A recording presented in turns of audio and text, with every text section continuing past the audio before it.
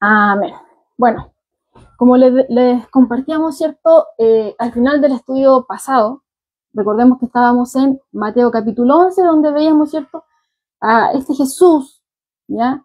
Que bien venía saliendo, ¿cierto? De este rechazo de estas ciudades, ¿cierto? En las cuales él se había hecho grandes milagros, había predicado de una manera eh, que no lo había hecho en otros lugares, ¿cierto? Ellos habían tenido el privilegio, por ejemplo, Capernaum, de ser el centro de operaciones de Jesús, y así él se movía prácticamente por toda esa zona, pero las personas, a pesar de que habían oído, a pesar de que habían visto las señales que apuntaban hacia él, ellos son indiferentes, ¿cierto? Y posteriormente él hace una invitación, ¿cierto? A todos aquellos que están cansados, a todos aquellos, ¿cierto?, que están trabajados, que están cargados, y él les ofrece este descanso a todo aquel, ¿cierto?, que quiera, ¿cierto?, y que venga obviamente bajo las condiciones que Dios da, que es venir en arrepentimiento y fe en su Hijo Jesucristo, va a ser bien recibido. Y al que a él viene, él no le echa fuera, ¿cierto? Él no le echa fuera. Entonces, Dios se revela a quien él quiere. Él es el que, ¿cierto?, exponiendo la palabra a la luz, ¿cierto?, de la palabra, el hombre, ¿cierto?, tiene que tomar una decisión, ¿ya? Y es así como veíamos que estas ciudades, ¿cierto?, le rechazan con indiferencia, no le siguen para hostigarle, como si, ¿cierto?, otros fueron, y etcétera, etcétera, ¿cierto? Pero ya la indiferencia, como veníamos diciendo, es una forma de rechazo. Y el Señor así lo deja ejemplificado acá. Pero a todo aquel, ¿cierto?, que está cansado, que está trabajado, que está intentando por sus propias fuerzas quizá agradar a Dios o ganarse la salvación mediante todo tipo de obras, Él les dice, ¿cierto?, vengan a mí, porque realmente sin Él nada podemos hacer. No podemos añadir nada a la salvación, no podemos ser salvos por nuestras obras. De hecho, lo dice la Escritura. No somos salvos por obra, por la nuestra no, pero sí por la obra perfecta que Él realizó en la cruz. Y como Él mismo lo decía, ¿cierto?, acá en Mateo capítulo 11, Él tiene toda autoridad. En el verso 27, todas las cosas le fueron entregadas, ¿cierto?, por el Padre. Él tiene toda autoridad, tanto en lo visible como en lo invisible. Él está por sobre todas las cosas. Él es el que conoce nuestra vida, Él es el que tocó nuestros corazones, Él es el que nos atrajo, Él es el que ilumina nuestros corazones, el que a través del Espíritu Santo, ¿cierto?, nos convence acerca de toda esta maravilla, ¿cierto? Que si no fuera por Dios, no podríamos estar acá. Él ideó todo este plan y lo hizo posible para que hoy también podamos estar acá. Así que ese como un breve resumen, ¿cierto?, de lo que estuvimos viendo el martes pasado, ¿ya? Y bueno, como dijimos también ahí, hoy nos movemos a Lucas, ¿ya? Nos movemos, volvemos a Lucas 7. Recordemos que antes de irnos, ¿cierto?, a Mateo 11, estábamos acá en Lucas 7, donde veíamos, ¿cierto?, estuvimos viendo cuando Jesús sana al siervo del centurión, vimos cuando Jesús resucita, ¿cierto?, al hijo de la viuda ahí en Naín, veíamos también acerca de estas dudas de Juan, ¿cierto?, de Juan el Bautista, y que envía, ¿cierto?, a uno de sus discípulos a preguntarle a Jesús si él era el que había de venir, ¿cierto? Bueno, ahí Jesús le responde a través de estas señales, ya que habían sido anunciadas en el Antiguo Testamento, de que cuando el Mesías llegara, iba a hacer estas señales, y Jesús lo hace, ¿ya? Y ahí ya después los envía de vuelta, díganle esto a Juan, después él habla a la gente, ¿cierto? Y así después nos corrimos, ¿cierto?, a Mateo 11, vimos lo que le estaba hablando, ¿cierto?, de la ciudad impenitente, vengan a mí, ¿cierto?, los que están trabajados y cargados, y ahora volvemos a este Lucas 7, pero ahora vamos, ¿cierto?, del verso 36 en adelante, ¿ya? Y tiene por subtítulo Jesús en el hogar de Simón el fariseo, ¿ya? Así que aquellos que se vienen incorporando, ahí veo unos comentarios. Ahí está la pastora y el pastor. Que el Señor les sea bendición, pastores. Gracias al Señor por tener aquí su compañía. Bueno, voy a dar lectura, ¿ya? Lucas capítulo 7, del verso 36 en adelante, dice así: uno de los fariseos rogó a Jesús que comiese con él. Y habiendo entrado en casa del fariseo, se sentó a la mesa. Entonces, una mujer de la ciudad, que era pecadora, al saber que Jesús estaba a la mesa en casa del fariseo, trajo un frasco de alabastro con perfume. Y estando detrás de él, a sus pies, llorando, comenzó a regar con lágrimas sus pies y los enjugaba con sus cabellos, y besaba sus pies y los ungía con el perfume. Cuando vio esto el fariseo que le había convidado, dijo para sí: si fuera profeta, conocería quién y qué clase de mujer es la que le toca, que es pecadora. Entonces respondiendo Jesús le dijo: Simón, una cosa tengo que decirte. Y él le dijo: di, maestro. Verso 41. Un acreedor tenía 2 deudores. El uno le debía 500 denarios y el otro 50. Y no teniendo ellos con qué pagar, perdonó a ambos. Di pues, ¿cuál de ellos le amará más? Verso 43. Respondiendo Simón dijo: pienso que aquel a quien perdonó más. Y él le dijo, o sea, Jesús: rectamente has juzgado. Y vuelto a la mujer dijo: Simón, ¿ves esta mujer? Entré en tu casa y no me diste agua para mis pies, mas ésta ha regado mis pies con lágrimas y los ha enjugado con sus cabellos. No me diste beso, mas ésta, desde que entré, no ha cesado de besar mis pies. No ungiste mi cabeza con aceite, mas ésta ha ungido con perfume mis pies.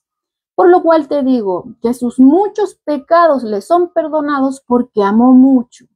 Mas aquel a quien se le perdona poco, poco ama. Y a ella le dijo: tus pecados te son perdonados. Y los que estaban juntamente sentados a la mesa comenzaron a decir entre sí: ¿quién es este que también perdona pecados? Pero él le dijo a la mujer: tu fe te ha salvado, ve en paz. Amén. Bueno, aquí vemos, ¿cierto?, una nueva escena donde vemos a Jesús, ya, como nos dice el verso 36, que un fariseo, imagínense, un fariseo le ruega a Jesús que coma con él, lo invita, ¿cierto?, allá a su casa, ¿cierto? Y nos dice ahí que había una mujer, ya, que era conocida en la ciudad y era conocida como pecadora. Bueno, el texto nos deja claro que esta mujer era pecadora, era conocida por todos como una pecadora. Bueno, recordemos que los pecadores, ¿cierto?, constituían uno de los grupos de marginados sociales en la época de Jesús, ¿ya? Entonces, todo aquel, ¿cierto?, que se desviaba de la ley, todo aquel, ¿cierto?, que no cumplía con este tema de las tradiciones, era considerado como un pecador, ¿ya? Y entre ellos podemos contar, por ejemplo, las prostitutas, podemos contar a los recaudadores de impuestos, que eran muy mal mirados, ¿cierto?, eran odiados, también los ladrones, los usureros y así, ¿ya?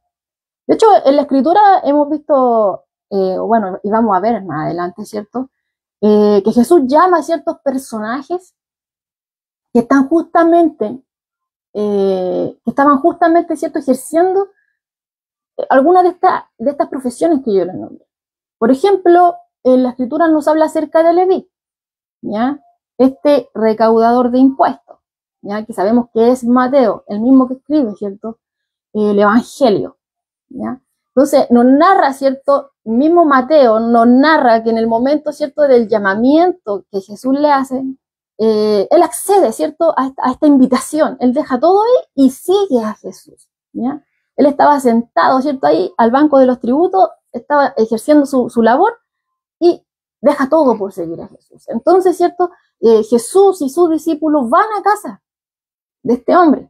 Y Jesús estaban a la mesa y nos dice la narración, ¿cierto?, en Mateo capítulo 9, del verso 10 en adelante, que llegaron, ¿cierto?, más del mismo, más publicanos, y llegaron también otros tipos de pecadores, ¿ya? ¿Y qué sucede con esto? Que cuando los fariseos, ¿cierto?, ven esta situación, no, no guardan silencio, sino que le dicen a los discípulos, ¿por qué vuestro maestro come con publicanos y pecadores? Ahí podemos ver, ¿cierto?, que realmente eran muy mal mirados, ¿ya? De hecho, como, bueno, varias veces se ha dicho, el tema de los publicanos eran categorizados prácticamente como unos traidores, ¿ya? Porque trabajaban, ¿cierto?, para los romanos, ¿ya? Que eran los que estaban sobre el pueblo de Israel. Y algunos de ellos, ¿cierto?, veíamos que eran usureros, cobraban más de lo que correspondía, y así también hacían un negocio medio turbio, y prácticamente también que como tenían el apoyo de César y tenían, ¿cierto?, el respaldo de los soldados romanos, nadie se podía oponer. Entonces ahí veíamos que tenían el desprecio del pueblo, ¿ya? Pero vemos acá que Jesús no hace acepción de persona y llama a un personaje, ¿cierto?, como Leví, y lo transforma, ¿cierto?, Mateo, ¿ya? Y vemos también en otra ocasión donde Jesús llama a Zaqueo, que también, ¿cierto?, este era jefe de publicanos, ¿ya? Y también sucedió algo similar. Cuando Jesús, ¿cierto?, llama a este Zaqueo, cuando llega a este lugar, ¿cierto?, y Zaqueo quería ver, era bajito, nos dice la Escritura, Zaqueo busca la forma de poder subirse, ¿cierto?, a un árbol para poder ver quién era este Jesús. Y Jesús sabía que este hombre tenía una necesidad de Dios. Sabía que era un marginado de la sociedad. Vuelvo a reiterar, por lo mismo, porque le trabajaba, ¿cierto?, a los enemigos. Entonces, y aparte, bueno, considerando lo que les decía, o sea, de que muchos de ellos tendían, ¿cierto?, a enriquecerse a costa de sus mismos compatriotas. Y cobraban más de lo que correspondía y hacían uso de todos los privilegios que les daba Roma para poder llevar a cabo. Entonces, eran odiados, eran mal mirados, eran despreciados, ¿ya? Pero este hombre, ¿cierto?, algo ocurre en él que quería saber acerca de Jesús. Quería ver a Jesús. Se la rebusca por ahí, ni siquiera fue capaz de acercarse, no. Él se va, ¿cierto?, busca un árbol donde subirse para poder ver. Y Jesús lo llama y va a su casa. Y Lucas 19, ¿cierto?, nos narra esto y nos dice, ¿cierto?, que cuando Jesús estaba en la casa de este hombre, la gente murmuraba. La gente que estaba viendo esto empezó a murmurar y decía que Jesús había entrado a posar con un pecador. Y justamente la mujer, ¿cierto?, que nos habla aquí este texto, también, bueno, muchos llegan a la conclusión de que también ejercía una de estas profesiones pecaminosas que yo les nombraba al principio, cierto, que les nombraba a los recaudadores de impuestos, les nombraba a los ladrones, a los usureros, pero también les nombraba a las prostitutas, ¿ya? Entonces muchos llegan a la conclusión de que esta mujer era una trabajadora sexual, ¿ya? Era una adúltera profesional, era una prostituta. ¿Por qué? Porque nos dice aquí que esta mujer era conocida de la ciudad como pecadora. Entonces, muchos llegan a la conclusión de que era de una adúltera profesional, para que no suene tan fuerte, ¿ya? Entonces, teniendo eso en consideración. Ahora, hay algunos, ¿cierto?, que consideran que esta mujer era María Magdalena, ¿ya? La identifican mucho con ella, ¿ya? Pero, bueno, eso es lo maravilloso de tener la Escritura, que, ¿cierto?, nos corrige de todo error. Vemos que esto no tiene un apoyo ni siquiera histórico y obviamente en la Escritura también no se nos dice nada de que sea así, ¿ya? De hecho, no hay motivo para poder identificarla con María Magdalena. ¿Por qué? Porque Lucas nos habla de María Magdalena. Entonces, si se estuviera refiriendo a ella en este acontecimiento, no hubiera tenido ningún problema en decirnos María Magdalena fue quien se acercó a Jesús y hizo todo esto. No. Pero vemos que posterior a este relato, en el capítulo 8, en el verso 2, él nos dice acerca de María Magdalena, pero voy a leer del versículo 1. ¿Ya? Lucas 8, 1 y vamos a leer el 2. Dice, aconteció después que Jesús iba por todas las ciudades y aldeas predicando y anunciando el evangelio del reino de Dios, y con él los 12, y algunas mujeres, dice la Escritura, que habían sido sanadas de espíritus malos y de enfermedades. 2 puntos dice ahí. María, que se llamaba Magdalena, de la que habían salido 7 demonios. Eso es lo que nos dice la Escritura con respecto a María Magdalena. Nos dice que esta mujer había sido sanada de espíritus malos. Incluso nos recalca aquí Lucas, ¿cierto?, que de ella habían salido 7 demonios. Entonces, si Lucas la nombra y nos dice específicamente qué es lo que Jesús hizo en ella, no habría tenido problema, ¿cierto?, en decirnos que la mujer de acá del texto que entra a la casa de Simón el fariseo era ella, pero no lo hace, ¿ya? Ahora, hay otros que la confunden, ¿cierto?, con María de Betania, pero recordemos que este acontecimiento que estamos viendo acá ocurre en Galilea, ¿ya? Esto ocurre acá en Galilea. Recordemos que estamos viendo, ¿cierto?, a Jesús en viaje por Galilea. Esto ocurrió en Galilea y ocurrió en casa de Simón el fariseo, ¿ya? El otro acontecimiento de María de Betania ocurre prácticamente al final del ministerio de nuestro Señor Jesucristo, previo, ¿cierto?, a la entrada triunfal en Jerusalén.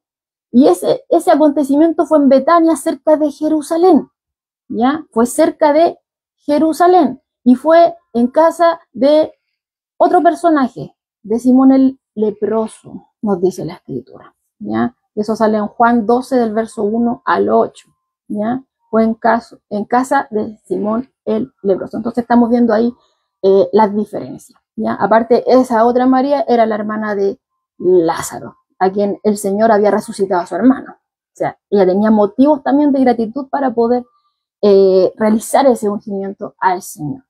Ahora, pero en fin y al cabo, aunque muchos dicen, no, es que puede que sea esta, María Magdalena, no es. No, es que puede ser María Betania, no, no es. Este es un acontecimiento diferente. Y muchos, ¿cierto?, quizás se sorprenden con esto, ¿ya?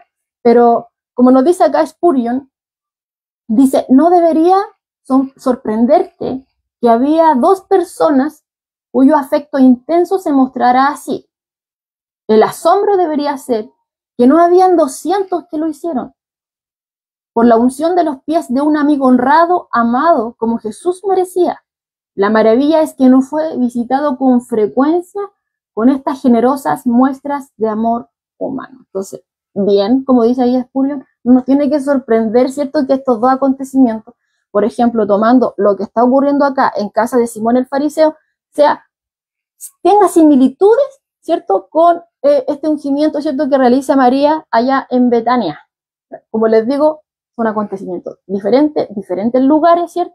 Pero prácticamente estas mujeres tenían esta devoción, esta gratitud hacia Jesús y las llevó, ¿cierto?, a honrarlo de esta forma. Y eso no nos debe de sorprender, como dice aquí Spurgeon. Lo que nos debe de sorprender es que, o sea, Jesús era digno de que todos lo hicieran, pero no fue así. Hubieron algunas personas, y en específico la Escritura nos muestra acá a dos mujeres que lo hicieron, ¿ya? Y eso es lo que nos debería de sorprender en vez de sorprendernos lo otro, ¿ya? Bueno, siguiendo, si bien esta mujer, ¿ya?, porque ya sabemos que tenía mala fama en la ciudad, ¿ya?, sabemos que era considerada como lo más bajo en esta sociedad judía. Pero ella, ¿cierto?, a pesar de todo esto, cuando supo que en casa de este fariseo estaba Jesús, ella va. No le importó nada.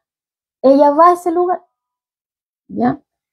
Y nos dice un comentario de Pablo Jo, que en aquella época, ¿cierto?, en el tiempo de Jesús, se permitía a toda clase de personas entrar a una casa donde estuviera comiendo algún famoso rabino. ¿Para qué? Para que pudieran escuchar sus enseñanzas. Y eso también es lo que afirman, ¿cierto?, otros comentaristas, otros estudiosos, que dicen, ¿cierto?, que la puerta estaba abierta. Entonces, esta mujer tenía la certeza de que cuando fuera a ese lugar, la puerta iba a estar abierta, ¿ya? Porque, como nos decía aquí el comentarista, cuando llegaba un rabino, un famoso rabino, ¿cierto?, la gente venía a oír esta enseñanza. Entonces, lo que iba a suceder acá era muy similar. Entonces, esta mujer va a ese lugar, se dirige a casa de Simón el fariseo, y ella va con un plan en mente, ¿ya? Ella trae, ¿cierto?, un frasco de alabastro, ¿ya?, con perfume, nos dice acá la Escritura. Para aquellos que se vienen incorporando, estamos en Lucas capítulo 7, del verso 36 hasta el 50, ¿ya? Estamos viendo a esta mujer, ¿cierto?, que entra, ¿cierto?, a casa de Simón el fariseo, esta mujer que la misma Escritura nos narra que era catalogada en la ciudad como pecadora. Ella era una pecadora visible, ¿ya? Entonces vemos que esta mujer, ¿cierto? Cuando se entera de que Jesús está en casa de este fariseo, ella va, ¿ya? Y como les decía hace un momento, lo más probable es que la puerta estuviera abierta. Y ella venía con un plan en mente.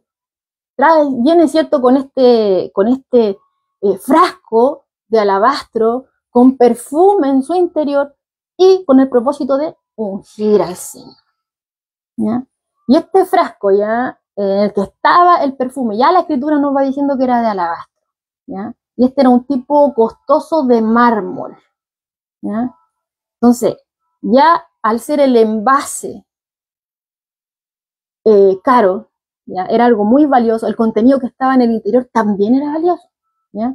Estos vasos eran tallados, ¿ya? Eran tallados y eran muy caros, ¿ya? Pero eran muy hermosos, ¿ya? Entonces, tanto el contenedor, hermano, para que no hagamos la idea, tanto el contenedor, el frasquito, si bien era tallado, era costoso, lo que estaba en su interior también era muy caro. Entonces, ahí podemos ver que el regalo que esta mujer trae, ¿cierto? Para Jesús era muy caro y lo trae obviamente para poder honrar a Jesús. Entonces ella, ¿cierto? Estaba a la espera de su oportunidad. Como les decía, ella llega a ese lugar con un plan en mente. Entonces estaba a la espera de su oportunidad y se ubica detrás de Jesús a sus pies, nos dice el verso 38. Detrás de él, a sus pies.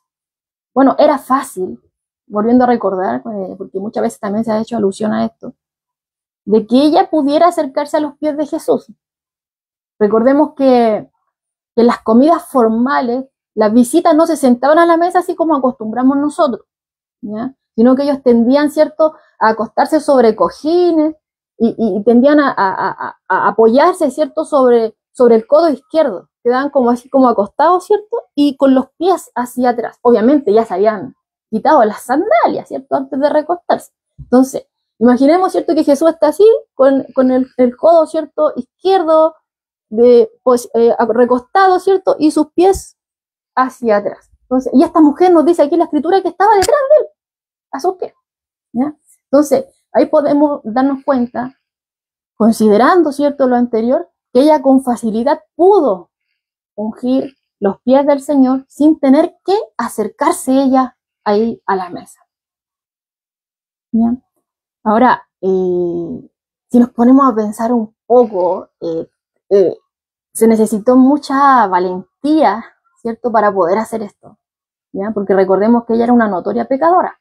Y por lo que vemos ahí, los estudiosos dicen que lo más probable es que era una adúltera profesional, ¿ya?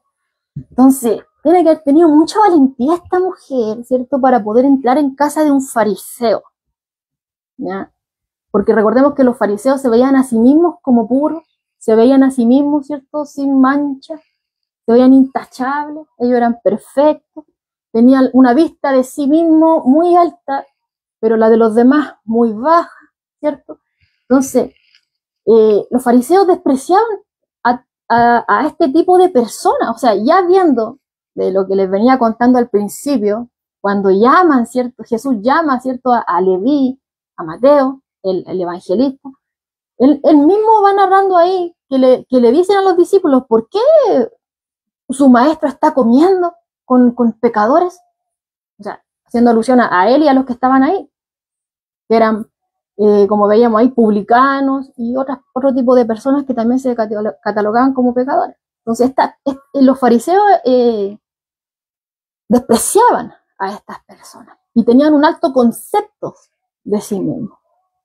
Pero vemos que esta mujer no pudo quedarse quieta, o sea, apenas se entera de que Jesús está en casa de este Simón, el fariseo, ella tenía tanta gratitud, hermano, que lo otro pasó a un segundo plano. Era ella y Jesús, lo que estaban alrededor es como que no estaban. Ella estaba mentalizada en ir a Jesús y nadie se lo iba a impedir, ¿ya? Porque Jesús había obrado en su vida. Ella tenía gratitud hacia él porque él había obrado en su vida. Entonces, él la levantó, ¿cierto?, de este lodo de vida impura en que ella se encontraba. Y entonces esa gratitud fue la que la motiva a arriesgarse, a pesar de todas las cosas que pudieran decir los demás, a pesar de que quizás pudieran haberle hecho daño, podían haberle dicho tantas cosas, ¿cierto? Pero ella eso lo dejó a un segundo plano y fue movida por este amor, fue movida por esta gratitud que la estaba inundando. Y vino, ¿cierto?, con este propósito. ¿Cuál fue? Traer este ungüento precioso, valioso, ¿cierto?, para el Señor.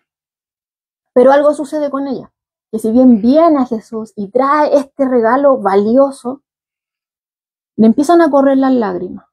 Nos dice ahí el verso 38 que ella estando detrás de él a sus pies, llorando, nos dice ahí, o sea, ella venía con un propósito, pero cuando estaba ahí, empieza a llorar, le empiezan a correr las lágrimas, ¿ya? Y con ellas nos dice ahí que empieza a lavar los pies de Jesús.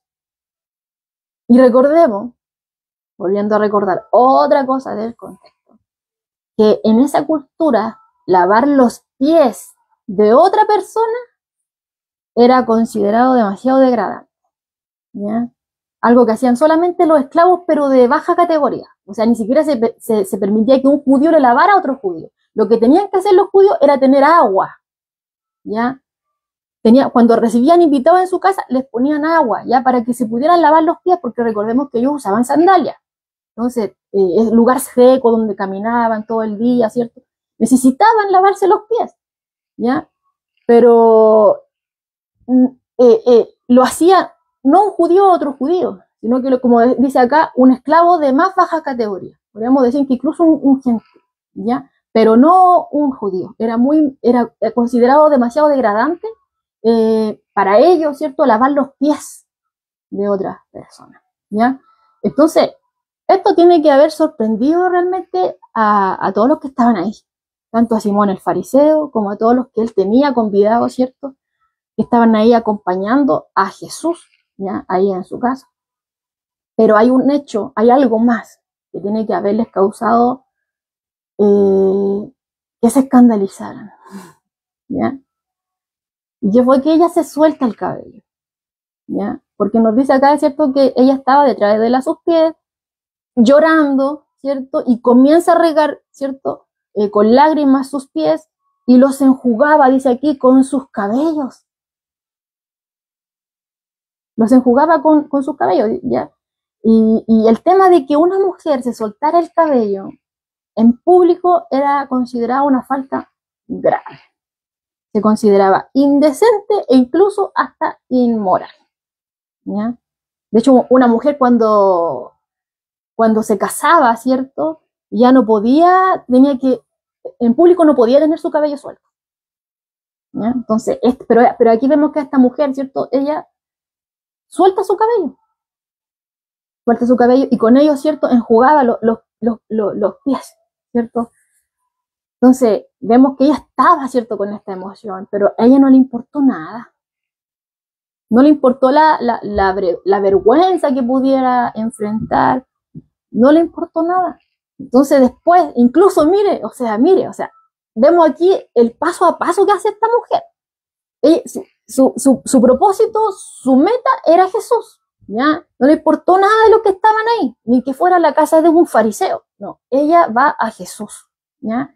Y ella va, ella entra, se gana detrás de Jesús, con sus lágrimas, ¿cierto?, lava los pies de él, con sus cabellos lo empieza a enjugar, como nos dice acá la escritura, ¿cierto?, termina de lavarlo, y nos dice acá el texto que comienza a besar los pies de Jesús.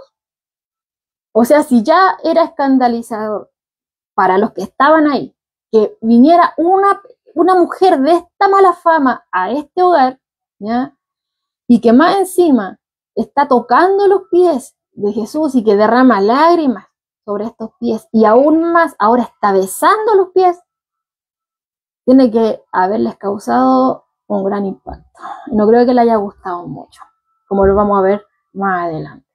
Pero el hecho de que ella hiciera todo esto, de que ella diera un paso tras otro paso, no importando los que estaban alrededor, porque el que obró en ella fue Jesús, no ninguno de los que estaba ahí, fue esa gratitud. Y estaba tan llena de afecto que ella no vio nada más, solamente quería estar con Jesús. Entonces vemos acá, ¿cierto?, que ella, sin esperar más, cumple con el propósito, cumple con lo que ella había venido a hacer, ¿ya? Y empieza a ungir los pies del Señor, pero ahora con perfume. Pero yo pensaba, si bien el perfume era caro, ya que sea de alabastro, ¿cierto? El frasco era caro, era tallado, era caro, ¿cierto? Como veíamos ahí que era de un mármol, ¿cierto? Tallado, y que el contenido obviamente también era caro. Era un regalo totalmente costoso lo que ella estaba ahí, pero obviamente lo que Jesús hizo en su vida tenía mucho más valor. Y ella buscó de lo mejor que tenía y lo trajo a él. Pero vemos, ¿cierto? Que eh, las lágrimas, ¿cierto? Que ella derrama, no solamente las lágrimas, sino que el paso a paso que ella hace, pasando todos los tipos de obstáculos que alguien puede tener, ¿cierto? De los prejuicios y todas esas cosas. Eh, eh, ella, ¿cierto? Viene igual. Incluso en sus lágrimas estaba su corazón, estaba la gratitud que ella tenía por Jesús. Y eso fue lo que el Señor no fue aquí que dijo, me trajo un regalo caro, sino lo que él vio fue el corazón de ella. Lo que ella estaba derramando ahí era su corazón. ¿Ya? Entonces podemos ver en esta narración que el acto que ella hace, ¿cierto? En presencia de quien fuera, ¿ya? Fue una reacción, una expresión espontánea de amor y gratitud. ¿Ya? Y esta fue una demostración, hermano, asombrosa, obviamente, que daba honra a Jesús. Y que, ¿cierto? Ella le estaba dando honra a Jesús. Y escucha esto, le estaba dando honra a Jesús, pero en medio de aquellos, ¿cierto?, que buscaban deshonrarlo. Ella le da honra en medio de aquellos que buscaban deshonrarlo, ¿ya? Ahora, viéndolo desde el otro lado, ¿cierto? Porque estamos, ¿cierto?, con esta mujer que viene, ¿cierto?, con la vista puesta en Jesús. Ahora pasemos al otro lado, a los que estaban quizás en la mesa, a Simón, el fariseo. Para ellos, ¿cierto?, esta escena tiene que haber sido bastante incómoda. De hecho, podríamos imaginarnos, ¿ya? No, imaginémonos que nosotros estamos ahí. Tiene que haber sido bastante incómodo, ¿cierto? Y tienen que haber estado todos observando en silencio a esta mujer, ¿cierto? Que todos sabían lo que hacía, que era categorizada, tenía un letrero grande, esta mujer es de esta forma y nosotros todos lo sabemos, y que está entrando y que está tocando a Jesús, ¿ya? Y que más encima está expresando todas estas cosas, está derramando ahí todo esto. Y vemos acá en el texto que nadie dijo nada, ¿ya? Nadie dijo nada hasta este momento. Pero la actitud de esta mujer les escandalizó, hermano. De hecho, los fariseos, todos los religiosos de aquel entonces pasaban escandalizados. Se escandalizaban por todo, ¿ya? Y aquí se escandalizaron, pero no dijeron nada. Tan calladitos, ¿cierto? Pero este hombre, ¿cierto? El anfitrión, vemos aquí, según la narración, que aunque él no dijo nada, él juzga. Y no solamente a la mujer, sino que también juzga al Señor según su propio parecer. Y dice, ¿cierto? En el verso 39, cuando vio esto, el fariseo que le había convidado, dijo para sí, obviamente refiriéndose a Jesús, si fuera profeta, conocería quién y qué clase de mujer es la que le toca, que es pecadora. ¿Ya? O sea, no dijo nada, pero aquí la escritura dice que él lo piensa, él lo dice para sí. ¿Ya? Entonces, se escandalizó. Ahora, las acciones de esta mujer realmente pudieron haber dado una imagen muy mala acerca de Jesús, porque como dice acá el texto, después de todo ella era una pecadora que todos sabían lo que hacía, era una pecadora conocida, ¿ya?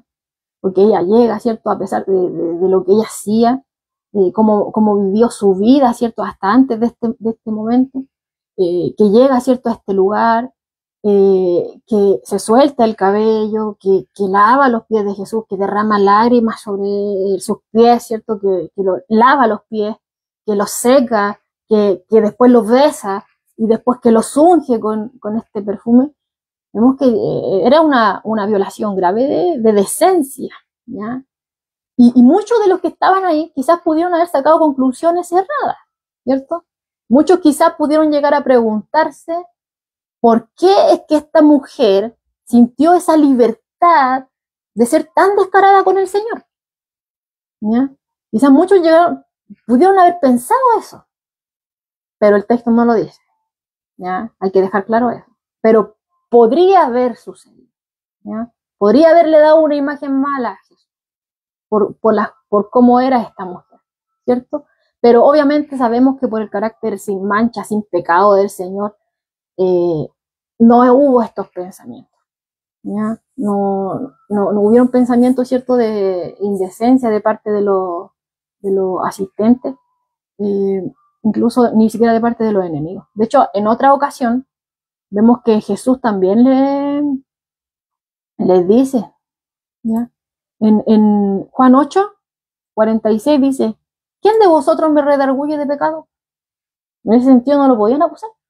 Entonces, aquí vemos también lo mismo. No podían darle una mala imagen, ¿ya? En ese sentido, ¿ya? De decir, ay, como que algo está pasando ahí, ¿por qué esta mujer tiene esa libertad? ¿Por qué es tan descarada con Jesús? Como que algo hay detrás, porque si no, no habría hecho eso.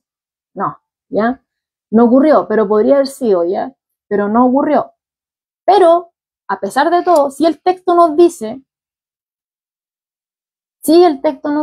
que Simón el fariseo sacó una conclusión falsa, ¿ya? Porque según su razonamiento, como decía ahí, él dice para sí mismo, según su razonamiento, el hecho de todo lo que está aconteciendo aquí probaba, ¿cierto?, que Jesús no podía ser quien afirmaba ser. Porque él lo dice, o sea, si este fuera un profeta, si fuera profeta, conocería quién y qué clase de mujer es la que le está tocando, que es pecadora. Y en base a esto mismo, él podría haber dicho, entonces, ¿cómo Jesús a nosotros nos puede venir a enseñar cosas que supuestamente no sabemos? Si todos los que estamos aquí sabemos que esta mujer es pecadora y él no lo sabe. Podría haber estado en ese pensamiento, ¿cierto? Porque recordemos, como les decía, o sea, ningún fariseo hubiera dejado que una mujer así lo tocara, ¿ya? De hecho, ningún maestro religioso en general, y mucho menos uno en su pensamiento, podría ser. Si ninguno de ellos lo permitiría, mucho menos alguien que estuviera afirmando ser el Mesías. Dejaría que alguna mujer de esa calaña lo tocara, ¿ya? Entonces nos podemos dar cuenta con esto de que este fariseo se encontraba disgustado, ¿cierto? No le cayó en gracia lo que aconteció. No le cae en gracia para nada lo que había presenciado. Pero al mismo tiempo, recordemos, ¿cierto?, que si bien no eran todos, porque recordemos que igual hay algunos fariseos, ¿cierto?, que se rinden a Jesús, ¿ya? Pero no era la mayoría, y en la mayoría se oponían a Jesús. Entonces, si bien pudo ser que cierto que se disgustaron con esta escena, también pudo ser que se hayan sentido satisfechos, ¿cierto? ¿No lo piensa así? Y quizás se sintieron satisfechos de poder confirmar que su creencia, ¿cierto?, acerca de la ignorancia que Jesús tenía acerca de esta mujer, confirmaba que él no era un profeta, que no era un verdadero profeta, ¿ya? Entonces, quizás estaba en estos dos puntos, ¿cierto? Disgustado por lo que estaba presenciando, pero a la vez también satisfecho, porque lo que él estaba anunciando no era según su propio parecer, ¿ya? Pero aquí vemos que la conclusión que él estaba sacando estaba totalmente errada, ¿ya? De hecho, las palabras de nuestro Señor, ¿cierto?, a Simón el fariseo, inyectan como un toque de ironía a esta historia, ¿ya? Porque recordemos, ¿cierto?, que Simón el fariseo había supuesto que Jesús, ¿cierto?, no conocía realmente a esta mujer que había tenido este acto de honra hacia él, ¿ya? Simón pensó eso. No conoce a esta mujer y está dejando que lo toque, y está diciendo que es profeta. ¿De dónde salió? ¿Ya? Entonces, esa es su conclusión. Entonces, no era profeta, porque si no, no hubiera dejado que esta mujer lo toque. Nadie habría dejado que esta mujer, con 2 dedos de frente, hubiera dejado que esta mujer lo tocara. ¿Ya? Pero, volvemos a algo que le había dicho anteriormente. Recordemos que este hombre no había verbalizado su inquietud. Él no había dicho nada, estaba en silencio. Él no había hecho manifiesta lo que él estaba pensando. ¿Ya? Pero, si bien él estaba diciendo que Jesús no conocía a esta mujer, para sí mismo, no lo verbalizó, como vuelvo a reiterar, vemos que Jesús descubre el pensamiento de Simón, ¿ya? Descubre su pensamiento, y eso obviamente demostraba que Jesús era quien afirmaba ser, ¿ya? Recordemos, vuelvo a reiterar, él no había dicho nada. Simón, el fariseo, no había dicho nada. Él lo pensó, él lo tenía en sus pensamientos, ¿ya? No es profeta. No hubiera dejado que esta mujer, no conoce a esta mujer. Todos nosotros conocemos a esta mujer que es pecadora, y no es profeta. No hubiera dejado que esta mujer lo tocara. ¿Ya? Lo pensó. Pero Jesús, ¿cierto? Sí conocía el corazón de la mujer y también conocía el de Simón. ¿Ya? Conocía y lo hace manifiesto. ¿Ya? Entonces Jesús interrumpe, podríamos decir, quizás a lo mejor estaban conversando, o quizás estaba rompiendo ese silencio incómodo, quizás ante lo acontecido con esta mujer. Y Jesús le dice, recordemos, Simón no le dijo nada. Estaba pensando, respondiéndose a sí mismo, sacando conclusiones, juzgando a la mujer, pero también juzgando al Señor. ¿Ya? No es lo que afirma ser. Y Jesús le dice, aunque él no dijo nada, Jesús le dice, Simón, una cosa tengo que decir. Entonces, este hombre le dice, di maestro. ¿Ya? Entonces el Señor, para poder comunicarle la idea que quería dejarle claro, le presenta una parábola sencilla. Le dice, un acreedor tenía 2 deudores. Uno le debía una cantidad enorme, le debía 500 denarios, pero el otro le debía solamente 50 denarios, pero al fin y al cabo los 2 eran deudores. Uno debía más, el otro menos, pero los 2 eran deudores. ¿Ya? Recordemos, ¿cierto?, que un denario era el pago de la labor, ¿cierto?, a un obrero de un día. ¿Ya? Entonces, 500 denarios, podríamos decir que aproximadamente es como 1 año y medio de trabajo, ¿ya? De un salario para un trabajador común. Y podríamos sacar más o menos 50 denarios como aproximadamente casi 2 meses, ¿ya? De trabajo, del salario, ¿cierto?, de un trabajador común. Pero el tema es que aunque uno debiera mucho y el otro debiera un poco, pero ambos debían, ambos eran deudores, ambos tenían que pagar su deuda, y el tema que nos marca acá Jesús es que ninguno tenía para pagar. Ellos no podían pagar, no tenían los medios para pagar su deuda, ¿ya? Pero como nos narra acá también el Señor, para la suerte de los 2, este acreedor tuvo misericordia de los 2, ¿ya? Entonces, no teniendo ellos con qué pagar, nos dice, los perdonó a ambos en el verso 42, ¿ya? Y Jesús le pregunta, luego de que le hace toda esta ejemplificación, que le lleva en pensamiento, ¿cierto?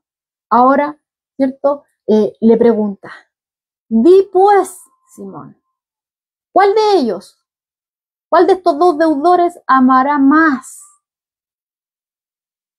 Bueno, y aquí vemos, ¿cierto?, que este hombre quizás estaba dudando de dar una respuesta directa, y le dice, pienso, ¿ya? Le dice como, pienso que aquel a quien se le perdonó más.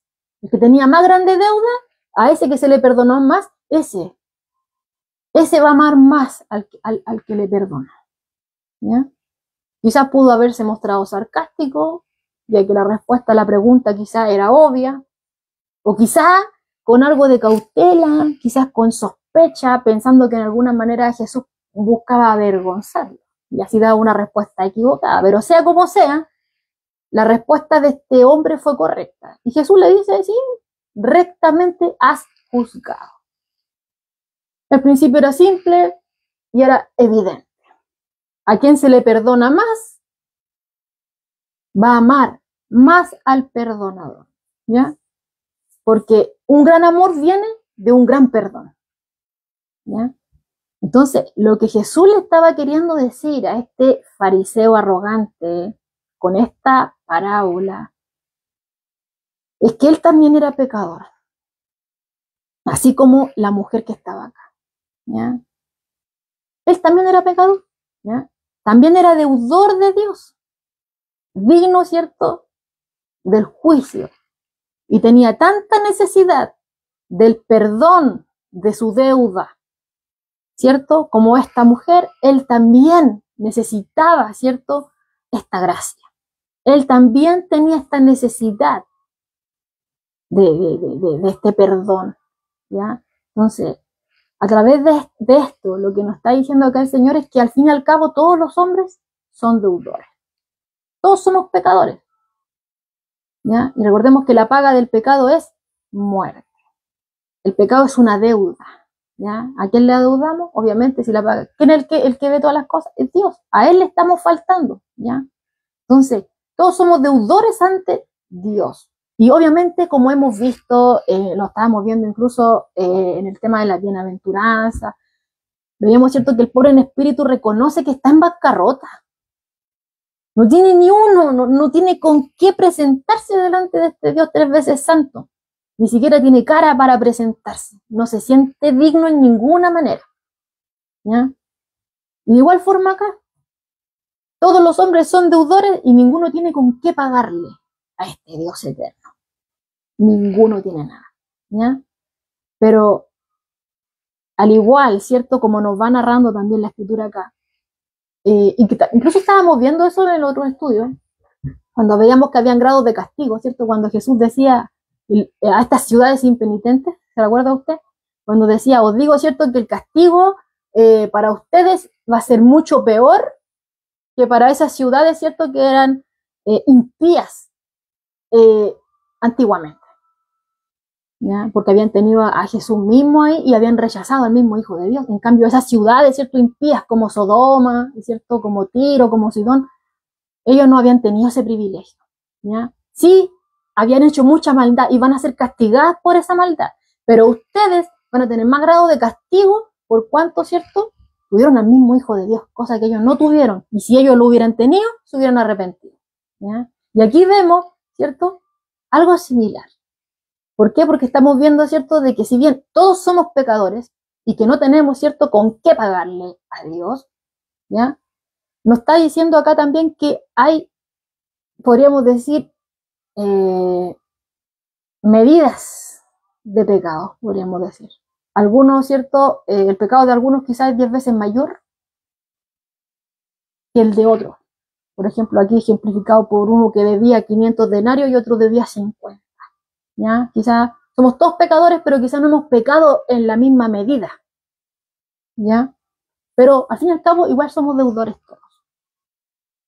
Igual somos deudores todos. Y también necesitamos, ¿cierto?, esta gracia de Dios, ¿ya? Porque solamente, obviamente, por medio de Cristo tenemos ese perdón. Solamente Él es el que puede salir en nuestro rescate, es solamente Él el que puede traer, ¿cierto?, este perdón divino y esta paz también a nuestra vida, de esta reconciliación con Dios. Solamente es por medio de Él, ¿ya?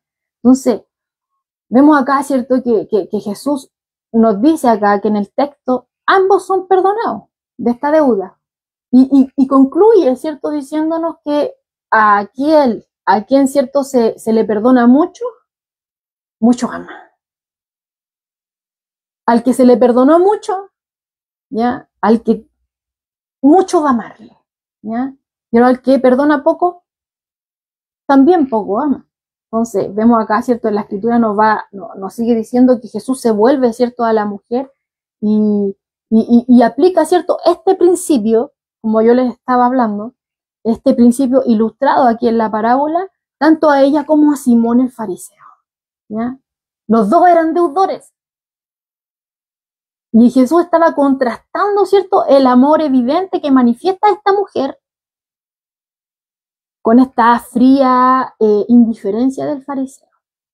Y Jesús le dice, Simón, ¿ves a esta mujer? ¿La ves?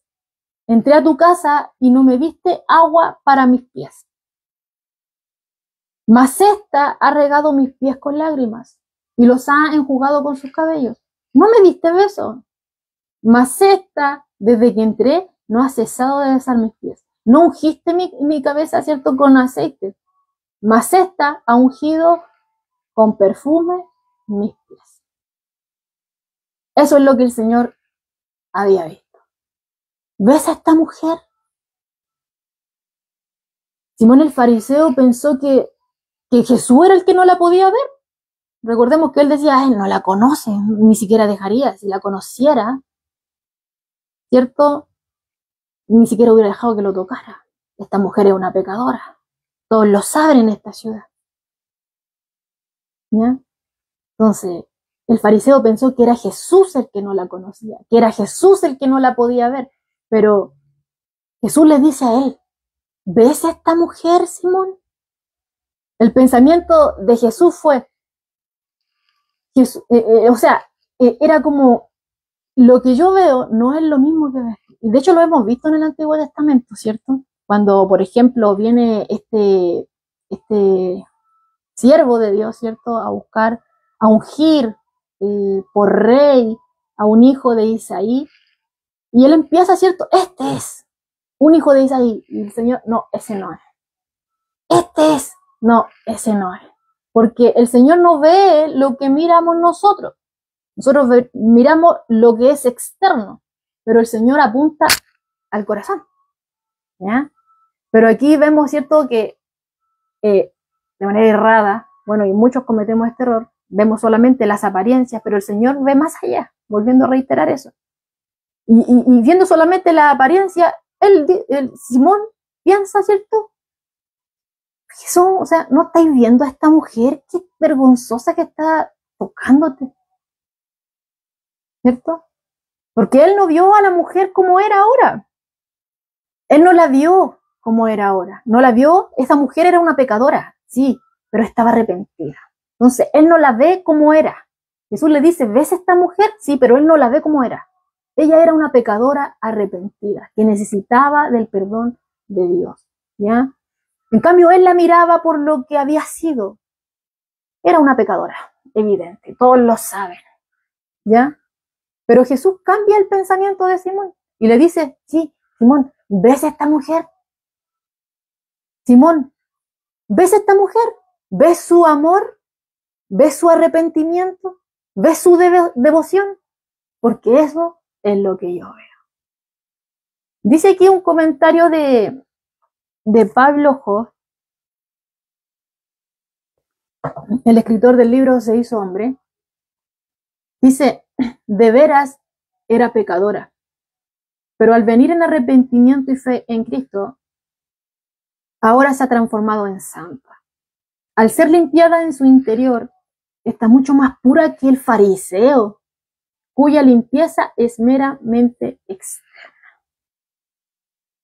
Otro comentario dice acá, no es fácil para nosotros borrar un pasado y liberarnos de todo prejuicio que resulta de nuestro conocimiento de ese pasado.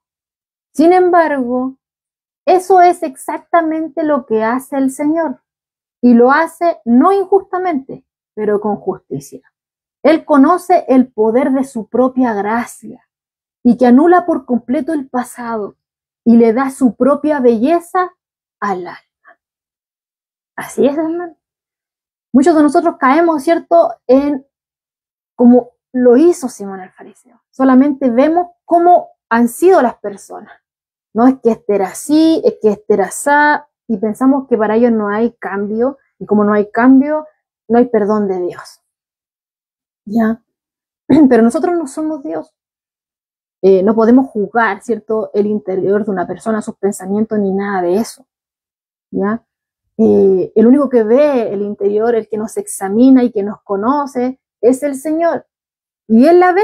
Esta mujer era una pecadora arrepentida, así mismo como lo era Zaqueo, ¿cierto? Que cuando le nombraba al principio que el Señor lo llama. Eso es lo mismo que vio en Leví. ¿Ya? Y así en cuantos más.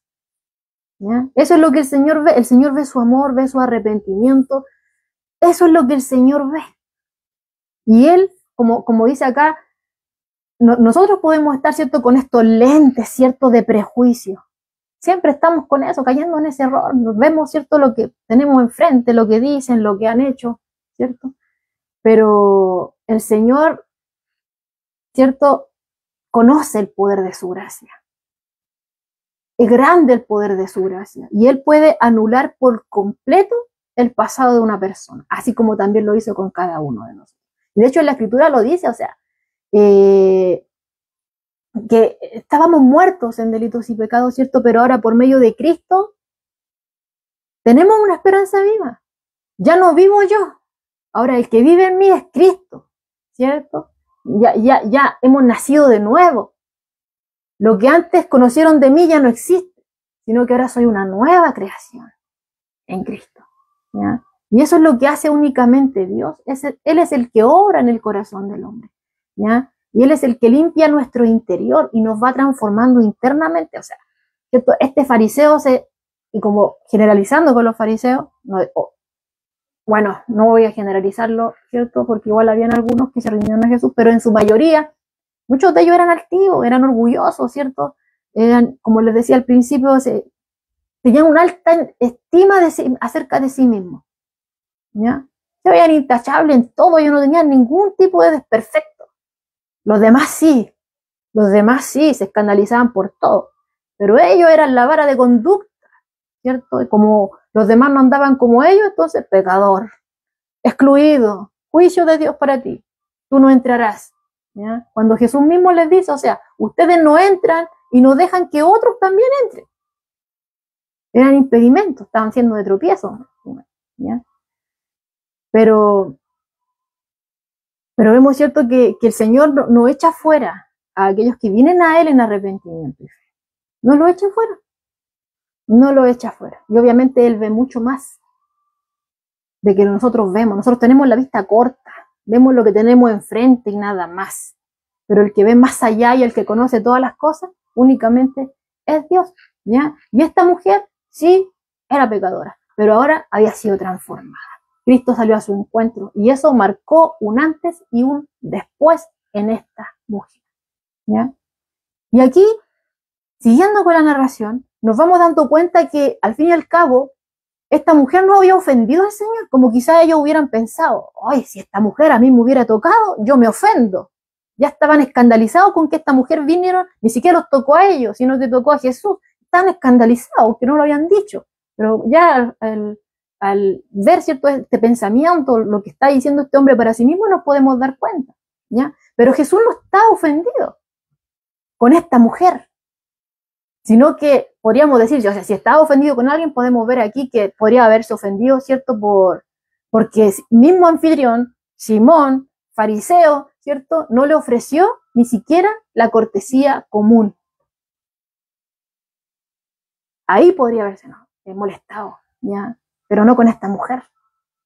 Y aquí la Escritura nos va diciendo, ¿cierto?, que este anfitrión no le brinda a su invitado, ¿cierto? Y como veíamos, ¿cierto?, al principio en el versículo 36, fue él el que le ruega a Jesús que viniera a comer con él. Fue él el que le rogó, pero aún así, aunque él lo invita, no le brinda la cortesía común. No se la brinda. No le proporciona agua para los pies, como les decía al principio, o sea, era algo básico.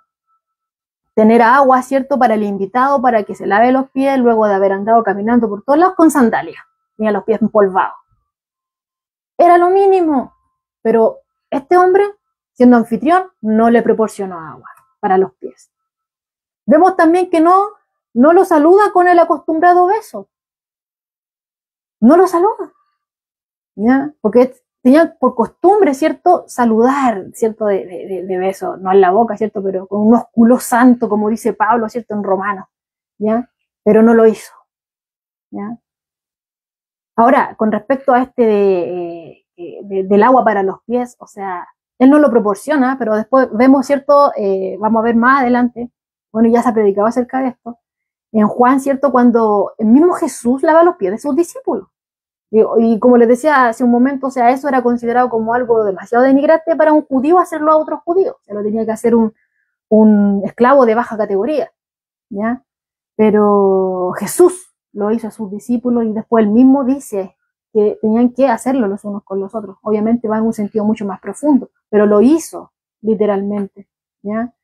Y bueno, ya no le proporcionó agua, no lo saludó de beso y tampoco ungió su cabeza, como también le va diciendo aquí Jesús. O sea, todo lo que el anfitrión tenía que hacer, lo básico para recibir a un invitado, Simón el fariseo no lo hizo. No hizo nada de esto, pero sí lo que hizo fue criticar a esta mujer. O sea, él no lo hizo, pero criticó a la que lo hizo. O sea, suena irónico, ¿cierto? Pero él critica a esta mujer por darle esta cortesía que él no le había dado a Jesús. Ella se lo dio, pero él, que era el anfitrión, no se lo dio. No le proporcionó agua, no lo saludó de beso, ni siquiera ungió su cabeza ni con el aceite más barato. No lo hizo, ¿cierto? Entonces, Jesús, ¿cierto?, se da cuenta de esta falta de amor en el corazón de Simón. Y de hecho, ante toda esta situación, vemos que Simón ya empieza a sacar conclusiones. Como les decía, quizás sí le molestó, pero también puede que se sintió satisfecho con esto. O sea, este no es realmente el que afirma ser, ¿ya? Con algo tan básico, todos sabemos que esta es pecadora y él no lo sabe. No es profeta, ¿ya?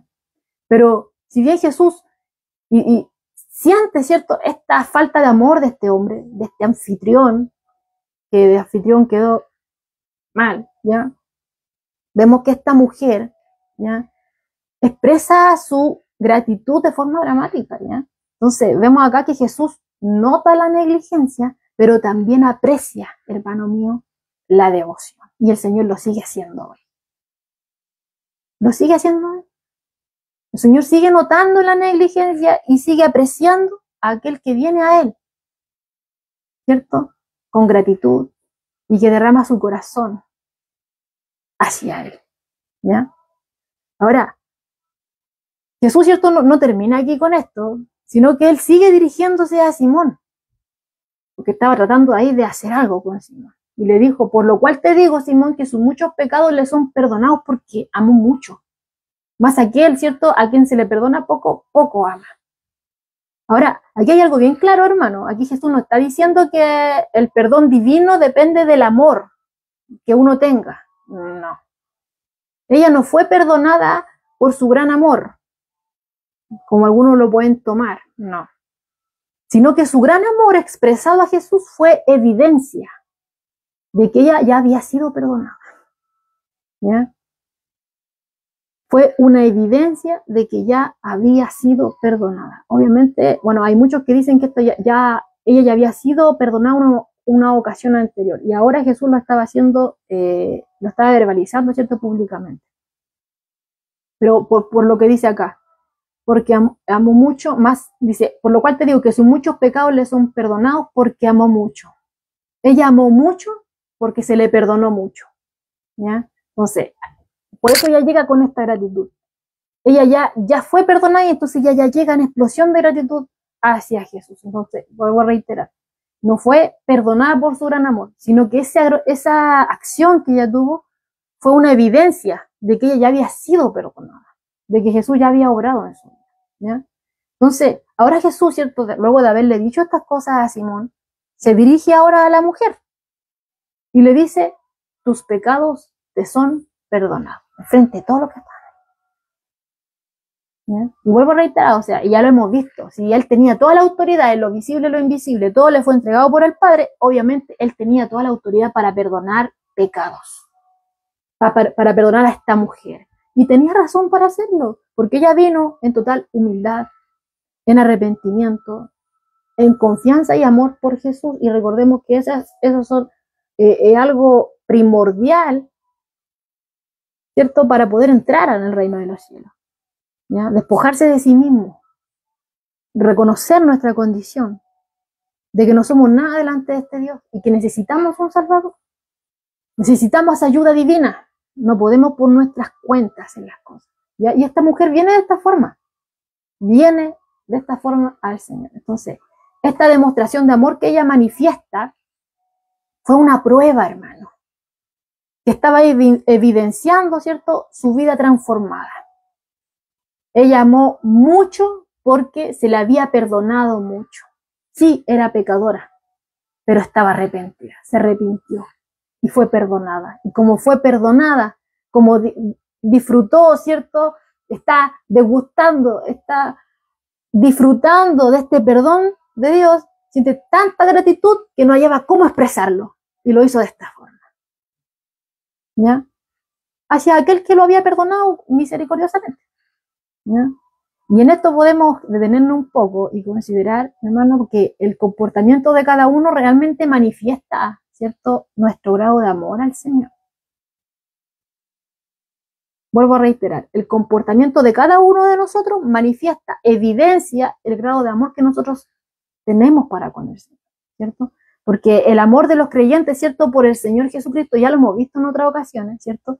Y ese amor que se manifiesta en nosotros hacia Él, ¿cierto?, en gratitud y en devoción y en todo eso, es un testimonio para aquellos que no le conocen.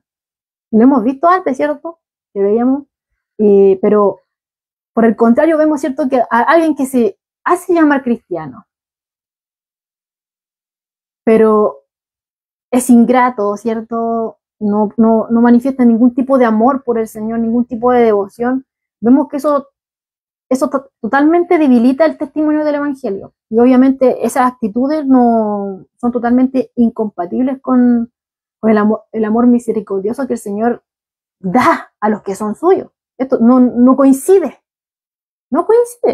¿ya? Entonces, vuelvo a reiterar, o sea, el comportamiento de nosotros deja en total evidencia, ¿cierto?, el grado de amor que nosotros tenemos por Él. Y mientras nosotros más amor, ¿cierto?, más gratitud tenemos hacia Él por todo lo que Él ha hecho en nuestras vidas, reconociendo nuestra condición y engrandeciendo su gracia, más le vamos a amar.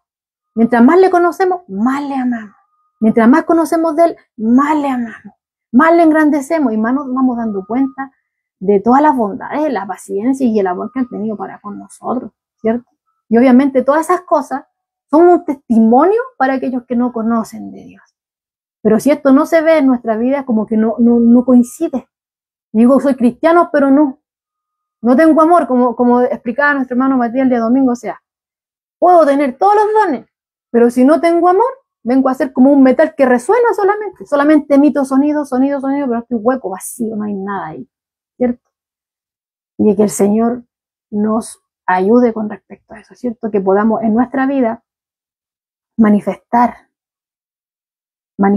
¿cierto?, todo lo que el Señor ha hecho, ¿no?, en nosotros. Que explotemos en adoración y que no tengamos temor de hacerlo delante de quien sea, ¿cierto? Porque el que murió por nosotros fue Cristo, no el que nos mira, no el que está acá.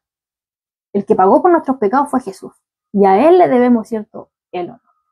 Ahora, el hecho de que Jesús tomara para sí, ¿ya?, volviendo al tema del perdón de los pecados, lo tomó como para sí, ¿ya?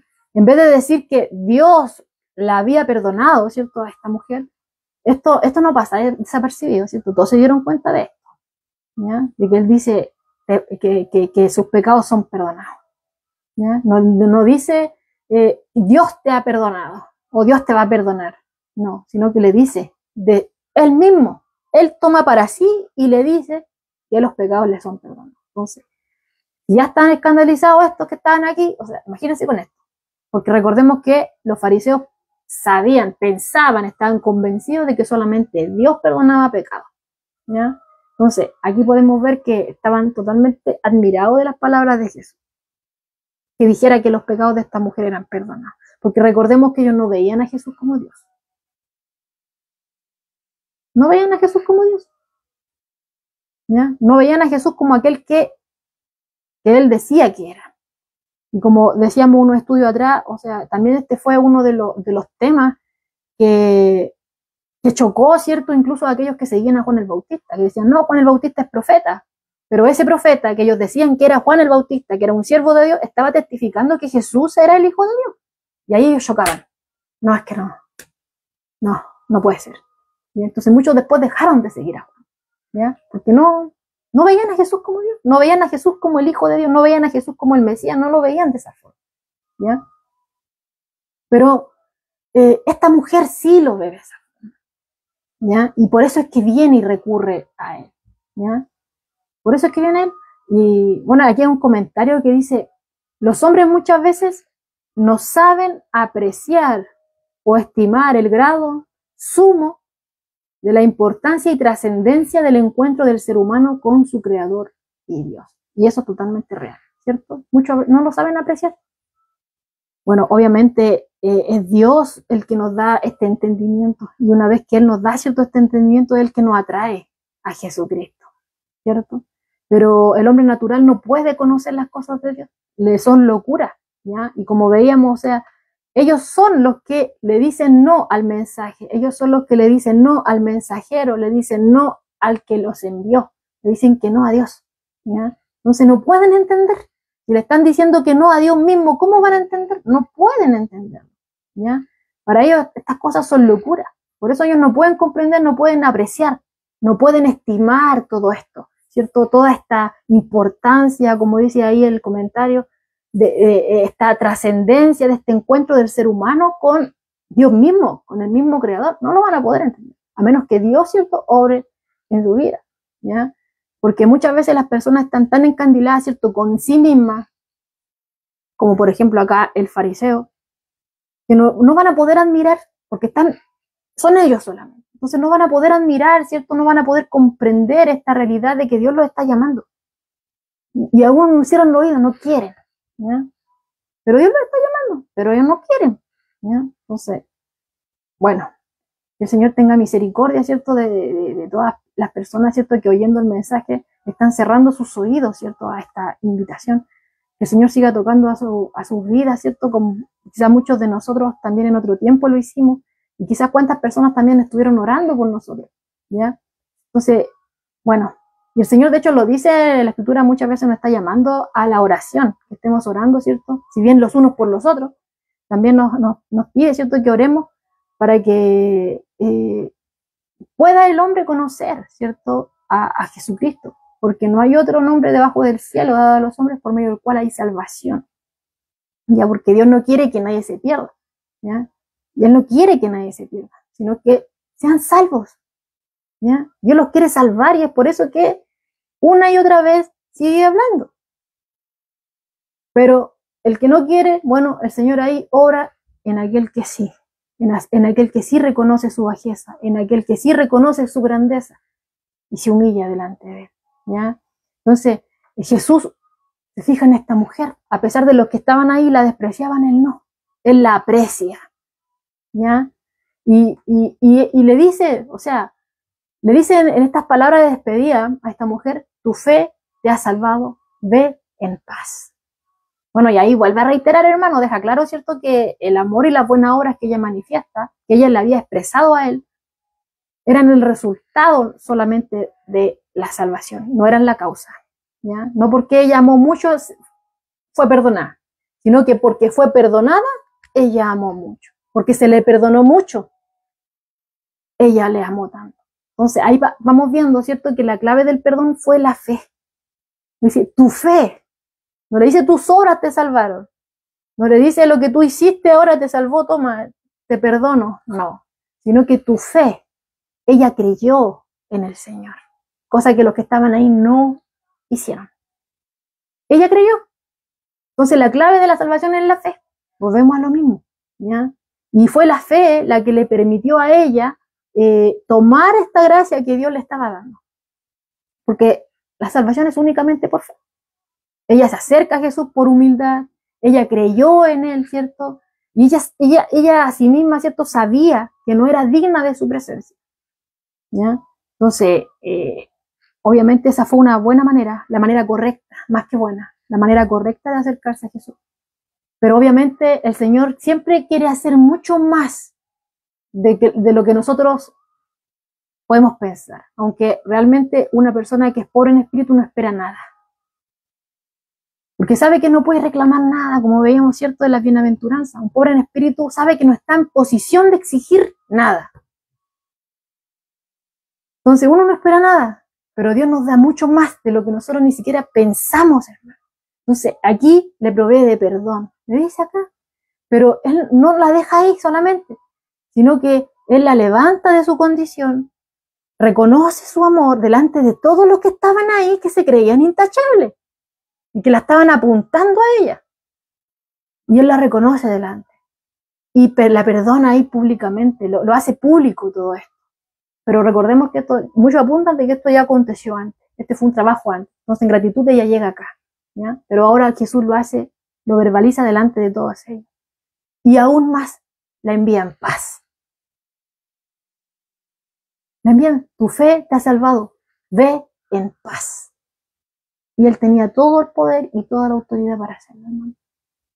Ve en paz, ¿ya? Y ella podía ir en paz, porque escuchó claramente lo que Jesús dijo, y ella creyó en Jesús, le creía, creyó.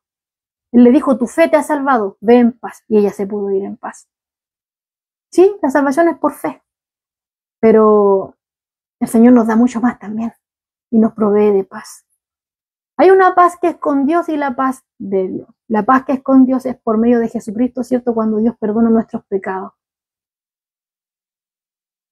Nosotros creemos que Él murió por nosotros en la cruz, ¿cierto? Venimos a Él en arrepentimiento y fe en Jesucristo, solamente en Él hay salvación. Y ahí estamos en paz con Dios. Estamos a cuentas con Dios. Nuestros pecados fueron puestos sobre Jesucristo y Él pagó nuestra deuda una vez y para siempre.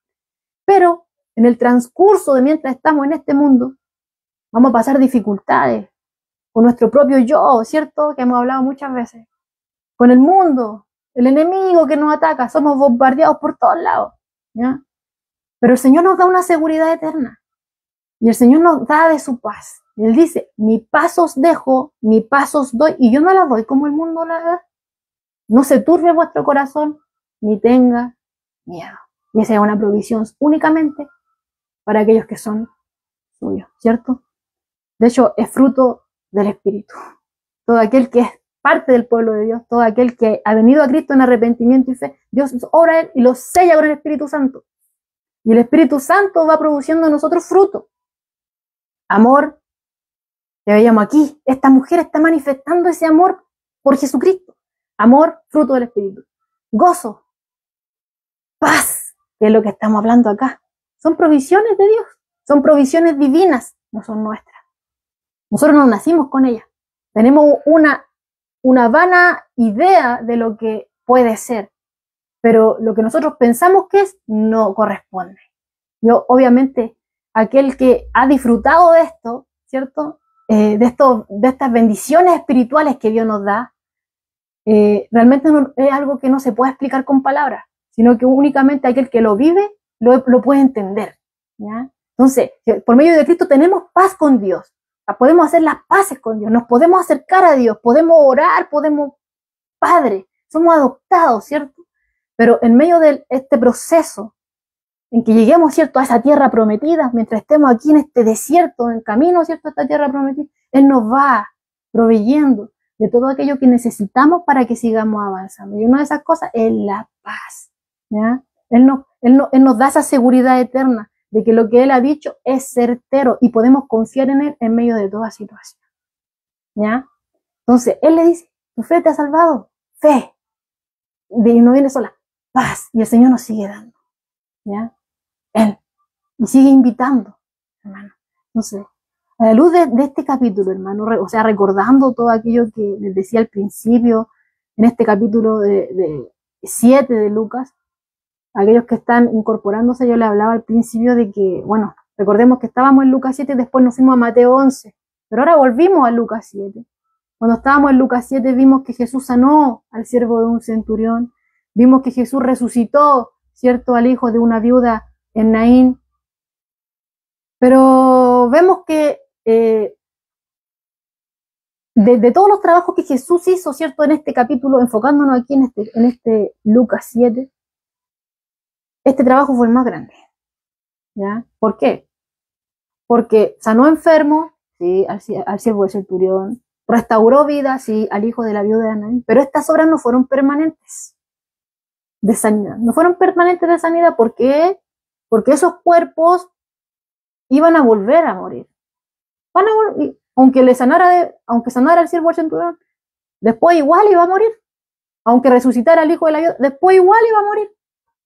Pero aquí, lo que hizo aquí con esta mujer, hermano, cuando le dice que los pecados le son perdonados, cuando Jesús dice tus pecados te son perdonados, eso es para siempre. Eso perdura. Y no hay nadie que lo quite. ¿Ya? Entonces, el perdón de Dios está listo, está dispuesto, ¿cierto? Viene de parte de Dios, no hay duda de eso, no hay escasez de su parte. Está abierto, ¿cierto? Pero obviamente hay que acercarse en las condiciones que Dios, el que ideó el plan y el que lo llevó a cabo, dice, hay que venir a Él en arrepentimiento y fe, en su Hijo amado Jesucristo. No hay otro camino. Solamente por medio de Cristo podemos llegar al Padre. Como veíamos, ¿cierto?, en Mateo 11. Nadie conoce al Padre sino el Hijo, y viceversa. Y solamente el Hijo es aquel quien puede dar a conocer al Padre. Porque el Padre, ¿cierto?, se revela a través del Hijo. Entonces, hermano, es Cristo. Y como bien hemos dicho muchas veces, cada vez que se conecta a Iglesia Jesús, lo único que va a haber, Cristo, Cristo, Cristo. No va a haber otro mensaje. Aquí no vamos a decir, usted es grande, usted puede, usted... No. Aquí el que recibe toda gloria y honra es Jesucristo. Él fue el que dio su vida por nosotros en el madero. Él, la segunda persona de la Trinidad, el Hijo de Dios, se encarnó y se hizo hombre. Tomó forma de siervo, hecho semejante a los hombres, y vivió de una manera que nosotros ninguno puede vivir. Intachable, perfecto, sin mancha, nada. Pero murió por nosotros. Él es el que a quien se le debe toda la gloria. Es a Él el que se le debe toda la honra. Solamente Él es el centro de todo esto. Nosotros solamente somos unos bendecidos de que Él haya tocado nuestros corazones y que nos deje ser parte de todo este plano, ¿cierto? Porque Él podría haberlo llevado a cabo solito, pero en su infinita gracia y misericordia nos deja participar. O sea, ya es el motivo de darle gracia a nuestro Señor. Entonces, como les digo, Él no va a echar afuera a todo aquel que venga a Él en arrepentimiento y fe. Él quiere que derramemos nuestros corazones delante de Él. Él nos conoce y sabe, ¿cierto?, cuando algo es certero y cuando no. No tuvo ningún tipo de reparo, ¿cierto?, en encarar, ¿cierto?, a aquellos que eran hipócritas. Se los dijo.